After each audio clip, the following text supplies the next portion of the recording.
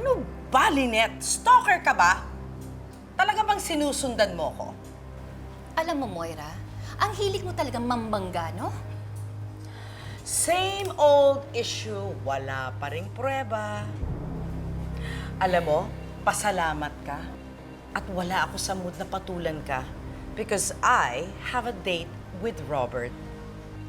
Yes, I have his complete love and full trust na kahit kailan hindi niyo matitibag ni Annalyn kahit isama mo pa dyan si Giselle. Dahil niloloko mo lang si RJ. Hashtag inget much. Oh, please, Moira. Hindi ako naiinggit. Alam mo, para mabawasan niyang kapraningan mo, ang gawin mo, itali mo si RJ dyan sa katawan mo. Tapos, gawin mong keychain. I just might take your advice on that. Itatali ko na mahigpit si Robert sa akin. Nang sa ganon, hindi mo na siya makikita or makakausap kahit kailan. So, don't you even dare na pumasok dyan sa loob. Diyan ka sa labas, kumain ka dyan sa karinderya, umorder ka ng lomi or pares, yung nababagay sa isang social climber like yourself. Oh, ito. Libre ko na sa'yo. Alam mo, Moira, hindi mo na ako kailangan ilibre. Nawala na kasi ako ng gana pagkatapos ko makita yung pagmumukha mo. Pero, kukunin ko na rin to. Bayad mo para sa oras ko na sinayang mo. Actually, kulang pa nga to. May utang ka sa akin.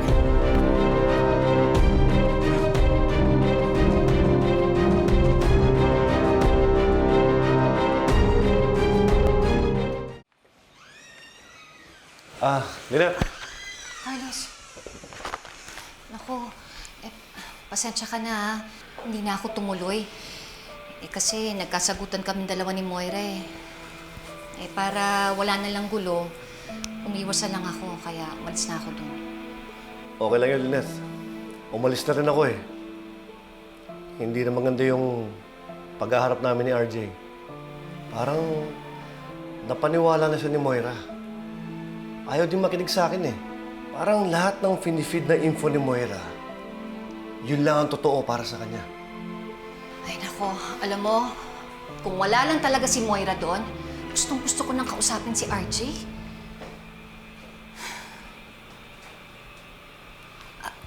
Carlos, walang ibig sabihin yun ha. Uulitin ko, wala na akong nararamdaman para kay RJ. Gusto ko lang talaga siyang makausap. Gusto kong sabihin sa kanya yung mga pinagagawa ni Moira tsaka ni Zoe sa kanya.